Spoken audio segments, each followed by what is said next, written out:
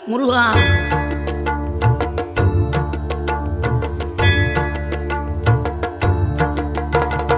ஆறுபடை வீடும் அருள் வழங்கும் முருகா அருகே நீ ஓடோடிவா. மூவிரண்டு முகம் சொலிக்க ஆறிரண்டு கரங்களுடன் ஆதரவு தர ஓடிவா. ஆறுபடை வீடும் அருள் வழங்கும் முருகா அருகே நீ ஓடோடிவா. மூவிரண்டு முகம் சொலிக்க ஆறிரண்டு கரங்களுடன் ஆதரவு தர ஓடிவா.